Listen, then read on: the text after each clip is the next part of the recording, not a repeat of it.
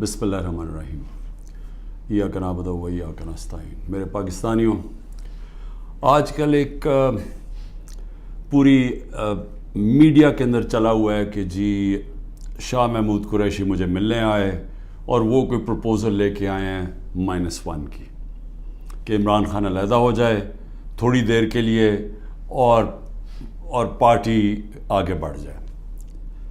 تو میں آپ سب کے لیے پہلے تو شاہ محمود کوئی اس طرح کی پروپوزل نہیں لے کے آئے،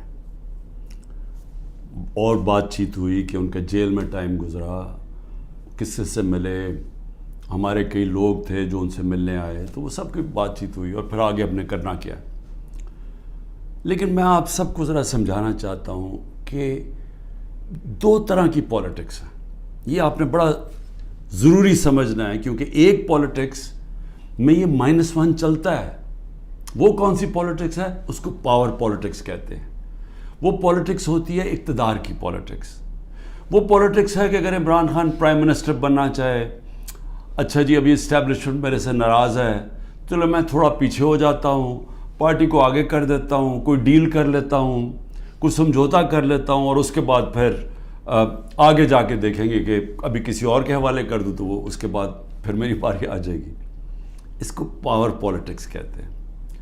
دوسری پالیٹکس ہے جو میں پالیٹکس کر رہا ہوں 27 سال سے، وہ پالیٹکس ہے جو قائد اعظم کی پالیٹکس تھی۔ وہ پالیٹکس وہ ہے جو کہ ایک مشن کی پالیٹکس ہے، کوئی وہ ذات کی پالیٹکس نہیں ہے۔ وہ پالیٹکس وہ ہے جو ہم سارے مسلمان انسپائر ہوتے ہیں ہماری نبی صلی اللہ علیہ وسلم سے، کہ انہوں نے بھی ایک مدینہ کی ریاست سنبھالی تھی، انہوں نے بھی مشکل وقت گزارا تھا، اور اس کے بعد انہوں نے دنیا کی تاریخ کا سب سے بڑا انقلاب لے کے آئے تھے۔ اور ہم تو کبھی ان کے اپنا سوچ نہیں سکتے کہ ان کے جوتوں کی مٹی کے قریب بھی ہوں، لیکن قرآن میں ہمیں حکم ہے کہ ان کی زندگی سے سیکھو، ان کی سنت سے سیکھو۔ وہ پالیٹکس بڑے مقصد کی ہے، وہ اپنی ذات سے ہٹ کے ہے، کہ میرے نبی صلی اللہ علیہ وسلم جب سارا عرب ان کے نیچے آ گیا تھا تو انہوں نے اپنا رہن سہن نہیں بدلا، وہ جدھر تھے ادھر ہی رہے، مقصد بڑا تھا۔ تو ہم تو ان سے انسپائر ہوئے ہیں۔ میں تو نہ پالیٹکس میں آتا ہی نہ کبھی۔ تو میں نے جو انصاف کی تحریک شروع کی تھی، یہ مدینہ، اور کہا تھا کہ اسلامی فلاحی ریاست ہمارا مقصد ہے، ہم مدینہ کی ریاست سے انسپائر ہوئے تھے، ہم ان کی سنت سے انسپائر ہوئے تھے کہ جو وہ انقلاب لے کے آئے تھے۔ اور وہ جو انصاف ہے، یہ بار بار پلیز میری بات سن لیں، انصاف، سارے اللہ کے پیغمبر اس دنیا میں انصاف کی بات کرنے آئے تھے۔ انصاف کیوں اتنی اہمیت رکھتا ہے؟ کیونکہ انسانوں کو انصاف آزاد کرتا ہے۔ فرعون کیوں قرآن میں برا سمجھا جاتا ہے؟ انسانوں کو غلام بنایا تھا اس نے ظلم کر کے۔ کیوں نبی صلی اللہ علیہ وسلم دنیا کا انقلاب لے کے اور چھوٹے سے انسانوں کو بڑے انسان بنا دیا؟ کیونکہ انصاف سے آزاد کر دیا۔ لا الہ الا اللہ نے لوگوں کو آزاد کر دیا۔ تو جو میری تحریک تھی انصاف کی، وہ اصل میں آزادی کی تحریک تھی، کیونکہ انصاف آئے گا تو لوگ آزاد ہوں گے۔ اور جو میرا سارا تجربہ تھا دنیا کا، جو مغرب کو میں نے دیکھا، تو وہاں کیوں لوگ جاتے ہیں نوکریوں کے لیے؟ کیوں وہاں خوشحالی ہے؟ کیونکہ لوگ آزاد ہیں۔ لوگ آزاد کیوں ہیں؟ کیونکہ وہاں انصاف ہے، رول آف لا ہے، حقوق کی ان کا انصاف کا نظام میرے حقوق کی حفاظت کرتا ہے۔ وہاں یہ حرکتیں نہیں ہو سکتی جو پاکستان میں ہوتی رہی ہیں۔ اور میں یہ بھی کہتا ہوں کہ میرے اپنے لوگوں کو، میں اپنی ٹیم کو بتاتا ہوں کہ اب آپ کو پتہ چلا جو ہمارے پر جب ظلم ہوا، کہ کیسے پاکستان کا کمزور طبقہ، مزدور، ہاری، کسان، جو کمزور طبقہ ہے، غریب، وہ چھابڑی والا، چھوٹے دکاندار، چھوٹے صنعت کار، یہ ہر وقت ان کو اس کا ظلم کا سامنا کرنا پڑتا ہے۔ جب وہ طاقتور کے سامنے آتے ہیں، ان کے پاس کوئی ان کی حفاظت کرنے کے لیے نہیں، ان کے تحفظ کرنے کے لیے نہیں، ان کے فنڈامنٹل رائٹس کو کوئی کسی قسم کا تحفظ نہیں۔ اور اس لیے تھانہ کچہری پٹواری کی پالیٹکس ہے، کیونکہ جو ان کا رائٹ ہے تھانہ کچہری پٹواری، وہی ان کو ادھر ظلم ہوتا ہے ان کے اوپر, ان کی زمینوں پہ قبضہ ہوتا ہے, قبضہ گروپ ہے یہاں, کیونکہ انصاف نہیں ہے. تو یہ میری ساری موومنٹ شروع ہوئی تھی تب 27 سال پہلے. یہ میری موومنٹ تب تک رہے گی جب تک میں زندہ ہوں, جب تک ہم اس ملک میں حقیقی آزادی, انصاف لے کے حقیقی آزادی نہیں لے کے آتے. اب یہ جب مجھے یہ کہتے ہیں چیزیں کہ جی وہ -1 کیسے ہوگا؟ جو آدمی ایک تحریک پہ 27 سال سے لگا ہوا ہے, ایک ملک کے اندر ایک جدوجہد کر رہا ہے, تو وہ کیا وہ ڈیلز کرے گا؟ کیا اس کے کوئی اس کو کیا چیز اس کو خریدے گی؟ بتائے میرے ضمیر کی کیا قیمت ہے؟ کیا پرائم منسٹرشپ کی قیمت ہے کہ اگر آپ یہ کر دیں تو آپ کو پرائم منسٹر بن؟ میں تو پرائم منسٹر بن چکا ہوں, اور میں نے جب پرائم منسٹر بنا میں نے ایک بات کہی کہ اگر پھر وہ مجھے 2018 کا موقع ملتا میں سیدھی الیکشنز پھر سے کرواتا, کیونکہ جو میں انصاف لانا چاہتا ہوں اور طاقتور کو قانون کے نیچے لانا چاہتا ہوں وہ آئی تب سکتا ہے جب آپ کے پاس طاقت ہو. تو جب ایک کمزور ایک کولیشن گورنمنٹ, وہ کیسے اس پہ کیسے طاقت ہوگی کہ اس ملک میں انصاف قائم کرے؟ تو میں نے اس لیے بار بار میں نے کہا, میرے سے جب لوگوں نے پوچھا کہ آپ نے کیا غلطی کی, میں نے کہا میں نے غلطی یہ کی کہ مجھے شروع میں الیکشن کروا دینے چاہیے تھے, اور کمزور گورنمنٹ سے میں وہ اصلاحات جو لانا چاہتا تھا وہ نہیں لا سکتا تھا. تو اب میں آپ کو بتاؤں کہ جس طرح کی حرکتیں ہو رہی ہیں میرے لوگوں کے اوپر, میں اس لیے یہ آپ کے سامنے رکھنا چاہتا ہوں کہ آزاد معاشروں کے اندر یہ نہیں ہو سکتا. یہ صرف غلاموں کو ہوتا ہے. یہ صرف فرعون ایسی حرکتیں کرتا تھا لوگوں کے اوپر دہشت پھیلانے کے لیے, جو آج ہمارے پہ ہو رہا ہے. اور میں سارے پاکستانیوں کو کہنا چاہتا ہوں, جو اس وقت یہ پی ڈی ایم والے بھی بیٹھے ہوئے ہیں, یہ جو آپ تماشا دیکھ رہے ہیں, یہ یاد رکھیں کہ یہ آج ہمارے پہ ظلم ہو رہا ہے. یہ ظلم آپ کے اوپر بھی ہوگا جب ایک ملک کے سارے انصاف کے اداروں کو, جب ان کو استعمال کیا جاتا ہے, حکومتی اداروں کو استعمال کیا جاتا ہے ایک پارٹی کو ختم کرنے کے لیے اور ان کے لوگوں کے اوپر دہشت پھیلانے کے لیے, تو یہ سسٹم پھر جاتا نہیں ہے. یہ کوئی بھی سنبھال کے یہ سسٹم سب اس اگر آج ہمارے حقوق نہیں, اگر ہمارے فنڈامنٹل رائٹس نہیں ہیں, تو یہ اب کل آپ کے بھی نہیں ہوں گے. فنڈامنٹل رائٹس تو ایک قوم کے حفاظت ہوتے ہیں نا, ان کو ہیومن رائٹس کہتے ہیں. یہ ہیومن رائٹس سارے ملک کے ہوتے ہیں. یہ نہیں ہوتا کہ ایک طبقے کے آپ ہیومن رائٹس لے لیں اور وہ طبقہ کیا ہے, ملک کی سب سے بڑی جماعت جس کا سب سے بڑا ووٹ بینک ہے, اگر آپ اس کے ہیومن رائٹس آج وائلیٹ کر رہے ہیں تو اس کا مطلب ہیومن رائٹس نہیں ہے, کیونکہ ہیومن رائٹس کو تو ایک ملک کی عدلیہ اس کی حفاظت کرتی ہے. تو ہماری عدلیہ کے تو کچھ سنتا ہی نہیں ہے. ہماری عدلیہ نے تو سپریم کورٹ کہتا ہے الیکشنز ہوگی 14 مئی کو آئین کے مطابق, گورنمنٹ پرواہی نہیں کرتی.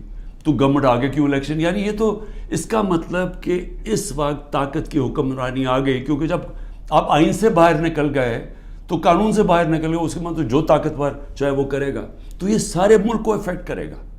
یہ تباہی سارے ملک پہ آ رہی ہے. تو ہمارے لوگوں کو جو مجھے صرف افسوس یہ ہے کہ کوئی فرق نہیں کیا جا رہا.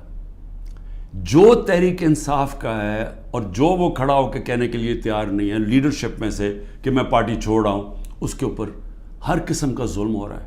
ان کی بزنسز بند کر رہے ہیں, ان کے فیملیز تک پہنچ گئے ہیں, ان کے بچوں تک پہنچ گئے ہیں.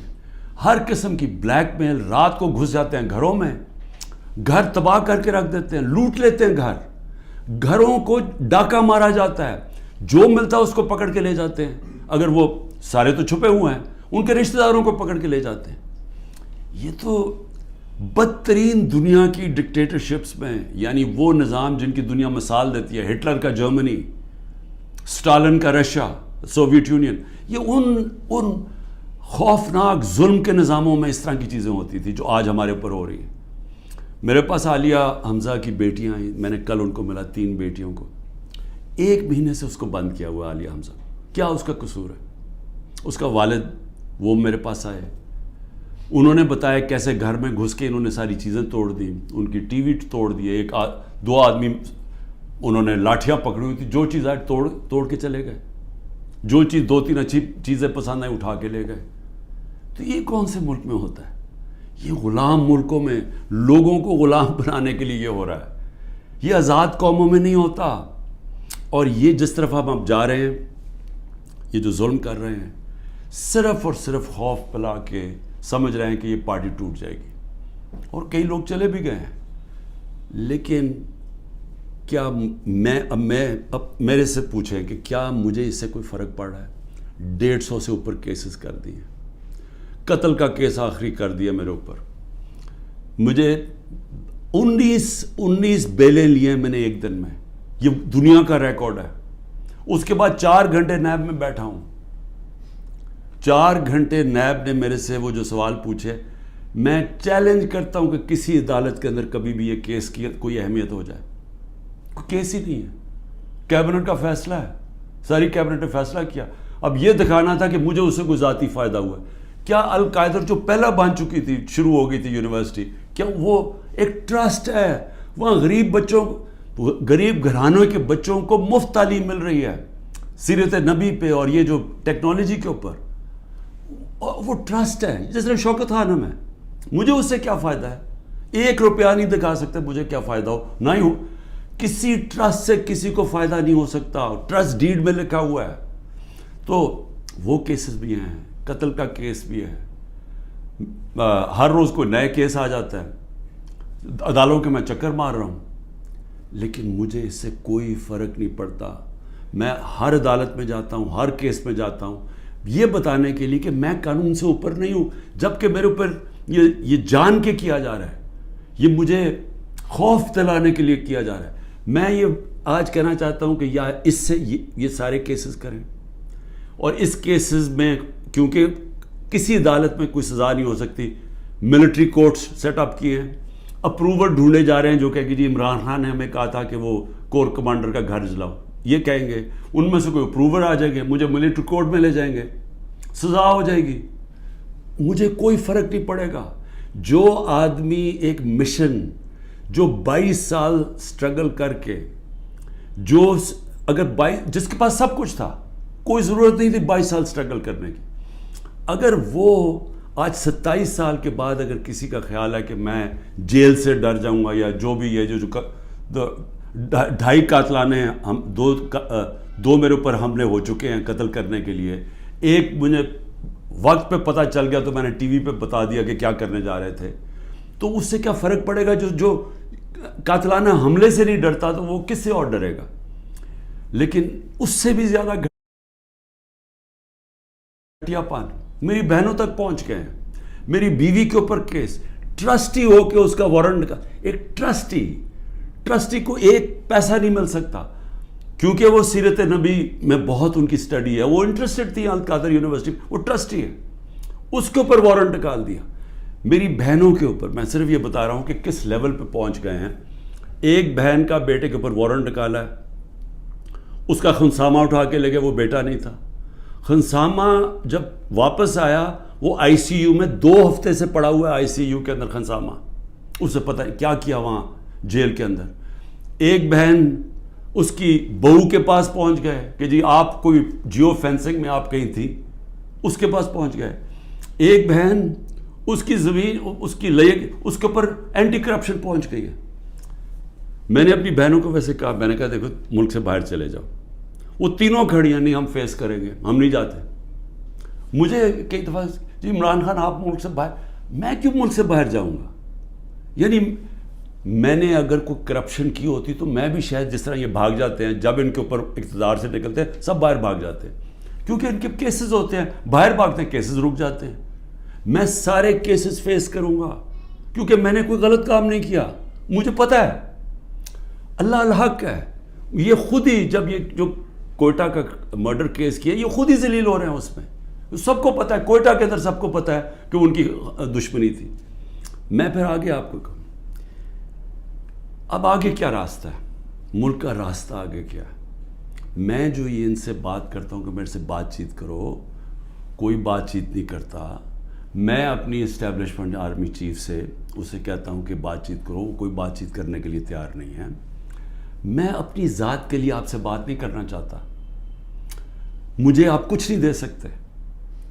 قوم میرے ساتھ کھڑی ہے، کیا کوئی دے سکتا ہے؟ میں کوئی چور دروازے تو آنا نہیں چاہتا. اگر قوم مجھے ووٹ دے گی میں تیار ہوں, لیکن اگر قوم ووٹ نہیں دے گی تو نہیں.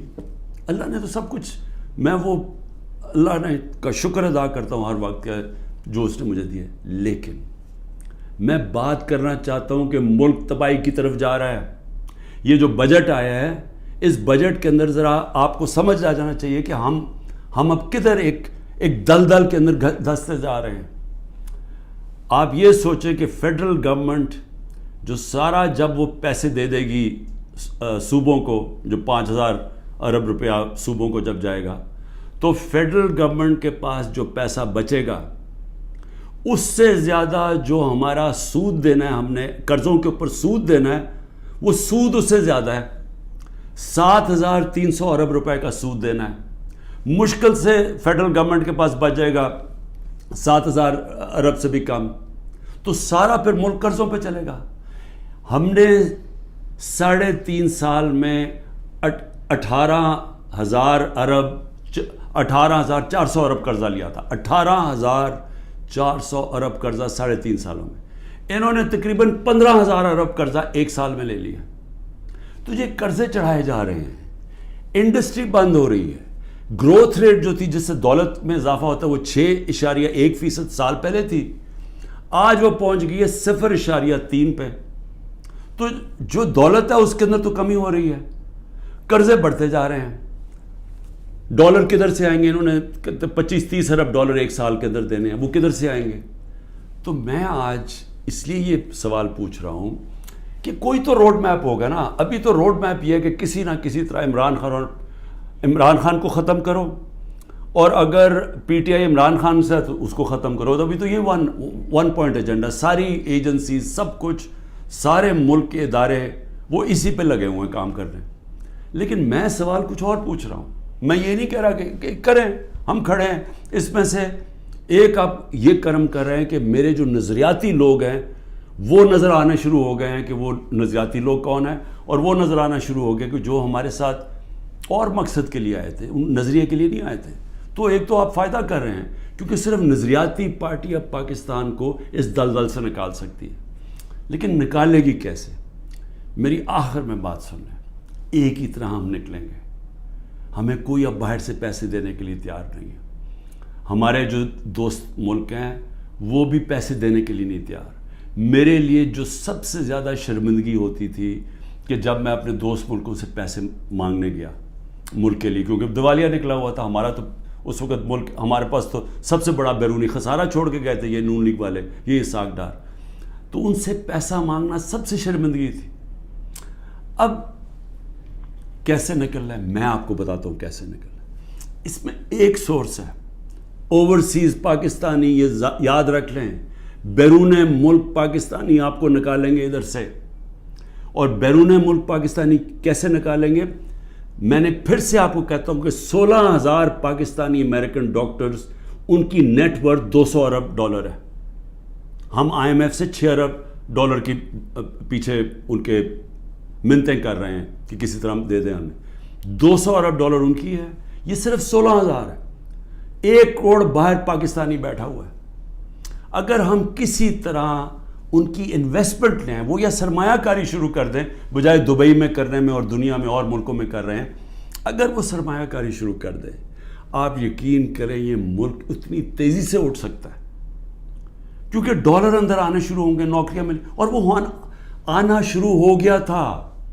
ہمارے آخری دنوں میں پیسہ اوورسیز, روشن ڈیجیٹل اکاؤنٹ کیا تھا اوورسیز پاکستان, 1.5 سال کے اندر 5.5 ارب ڈالر پہنچ گیا تھا. اوورسیز پاکستانیوں نے انویسٹمنٹ پلانز بنا لیے تھے. ہماری یہ جو راوی پروجیکٹ اور یہ جو بنڈل آئلینڈ کا پروجیکٹ تھا, وہاں باہر کی کمپنیز, بڑی بڑی کمپنیز آ رہی تھیں ڈالر انویسٹ کرنے کے لیے, جب انہوں نے NOC واپس لے لیا سندھ گورنمنٹ میں. دیکھیں, بچانا اس ملک کو اوورسیز پاکستانی. جب چائنا نے اور ہندوستان نے اپنی اکانومی کھولی تو اوورسیز چائنیز اور اوورسیز ہندوستانیوں نے پہلے انویسٹ کیا تھا. ہمارا بھی وہ انویسٹ کریں گے, لیکن اس کے لیے جب تک انصاف کا نظام ہم ٹھیک نہیں کریں گے, قانون کی بالادستی, رول آف لا, جب تک ہم یہ نہیں قائم کریں گے ان کا پیسہ نہیں آنے لگا. تو چیلنج اب کیا ہے؟ رول آف لا ہم نے ختم کر کے رکھ دیا. پہلے 140 ملکوں میں سے پاکستان 129 تھا رول آف لا میں. اب جو یہ انہوں نے کریک ڈاؤن کیا اب تو یہ بالکل ہی نیچے گر گیا ہے, اب تو وہ بنانا ریپبلک بن گیا ہے. تو جب رول آف لا ہی نہیں ہے, انویسٹمنٹ کیسے آئے گی؟ انویسٹمنٹ نہیں آئے گی, دولت میں اضافہ کیسے ہوگا؟ یہاں تو اس وقت پاکستانی پیسہ باہر بھیج رہے ہیں, پاکستانی ڈالر لے کے بیٹھے ہوئے ہیں, کیونکہ وہ کسی کو اعتماد ہی نہیں ہے. تو جب تک ہم اس ملک کا نظام ٹھیک نہیں کرتے, جو میں 27 سال پہلے انصاف کی تحریک لے کے نکلا تھا, رول آف لا کی تحریک, وہ جب تک اب ہم قائم نہیں کریں گے, پاکستان کے نظام کو ٹھیک نہیں کریں گے, گورننس سسٹم تب ٹھیک ہوگا, ادارے مضبوط ہوں گے. اور جب لوگوں کو اعتماد ہو جائے گا کہ ہمارے, اب جب میں اپنی سرمایہ کاری کروں تو یہاں کا جو قانون ہے, جو ان کی لا انفورسمنٹ ہے, جو ان کی عدلیہ ہے, وہ میری سرمایہ کاری کی حفاظت کرے گی, میرے سے فراڈ نہیں ہونے دے گی. یہ جب تک اعتماد نہیں ہوتا پیسہ نہیں آنے لگا. اور اس کے لیے جب تک کہ حکومت نہیں آتی جو پبلک مینڈیٹ سے آئے, جس کو پبلک سپورٹ کرے, جس کو بڑا ووٹ ملے اور پبلک کی سپورٹ سے آئے, صرف وہی بڑے بڑے فیصلے کر سکتی ہے. نہیں تو ان کو تو آپ نے دیکھ ہی لیا ہے کیا کیا انہوں نے, سوائے مہنگائی کر کے, تاریخی مہنگائی 38% پہ, انہوں نے کیا کیا ہے؟ انڈسٹری بند ہو گئی ہے, بے روزگاری بڑھ گئی ہے, گروتھ ریٹ, انہوں نے اور کیا کرنا ہے؟ تو یہ جو ابھی تک تو گیم پلان میں یہی کھچڑی پکنے لگی ہے نا. آگے نئی آ گئی ہے, نئی جماعت ایک کریٹ کر دی ہے, ہم نے بھی اپنے بڑے بڑے اچھے 27 سال پرانے ہم نے لوگ وہاں بھی بھیج دیا ہیں ان کے پاس, اور ضرورت ہے تو حکم کریں ہم اور بھی بھیج دیتے ہیں. لیکن اس سے ملک ٹھیک نہیں ہونے لگا. ملک ٹھیک تب ہوگا جب ایک public mandate, free and fair election کے بعد ایک مضبوط گورنمنٹ آئے گی. اور میں اپنی اسٹیبلشمنٹ کو آج پھر سے کہتا ہوں, نظر ثانی کرے, ملک تباہی کی طرف جا رہا ہے. اور جب یہ تباہی جس طرف جا رہا ہے, اور IMF کی اگلی کنڈیشنز آئیں گی, جس طرح انہوں نے مصر اور سری لنکا میں انہوں نے کنڈیشن لگائی, وہ کیا ہے کہ فوج کا بجٹ کام کرو, دونوں جگہ انہوں نے کہا. تو یہ تو ہم ادھر جا رہے ہیں کہ ہم اپنی سیکیورٹی اینڈ میں کمپرومائز کریں گے, اور ایک دفعہ سیکیورٹی کمپرومائز ہوگی اس ملک کی تو ہمارے جو دشمن بیٹھے ہیں وہ ملک توڑنے کے لیے تیار ہیں. تو میں اس لیے آپ کو کہہ رہا ہوں, مجھے کوئی ریلیف نہیں چاہیے, مجھے کوئی آپ کی مدد نہیں چاہیے, میں مجھے یہ سمجھے کہ یہ جو سارا کچھ ہو رہا ہے انتقامی کارروائی, مجھے چھوڑے میری بہنیں باہر جانے کے لیے نہیں تیار. وہ تو عورتوں کے اوپر تو کبھی اس ملک میں ایسے نہیں ہوا, لیکن ملک نیچے جا رہا ہے. اور اس لیے وقت کم ہے, جس طرح دن بڑھتے جا رہے ہیں ہم اور اپنے ملک کو تباہی کی طرف لے کے جا رہے ہیں. صرف قانون ختم ہو چکا ہے. کسی کو اس وقت, پھر سے میں کہتا ہوں, جب عدلیہ اپنے فیصلے نہیں کروا سکتی, جب آئین کی کوئی پرواہ نہیں کر رہا, جب پولیس کھلے عام گھروں میں گھس کے لوگوں کے گھر لوٹ رہی ہے اور اٹھا کے لے کے لوگوں کو جا رہی ہے, کلیکٹیو پنشمنٹ دے رہی ہے, تو اس ملک میں تو اب باہر کے لوگ کیا سوچ رہے ہوں گے؟ بتائیں نا, بیرون ملک پاکستانی جو آپ کا بڑا اثاثہ ہے وہ کیا سوچ رہا ہوگا؟ وہ کوئی سوچے گا کہ پاکستان میں پیسہ لگانا ہے؟ تو اگر انہوں نے نہیں لگانا تو اور تو اس وقت کوئی ہے نہیں. جب تک ہم ملک کی ایکسپورٹس نہیں بڑھاتے, وہ تو ٹائم لگے گا کہ ہم اپنی ڈالر انکم بڑھائیں. تو اس میں تو صرف ایک ہی انٹرم میں تو صرف اوورسیز پاکستانی مدد کر سکتے ہیں. شکریہ. پاکستان زندہ باد.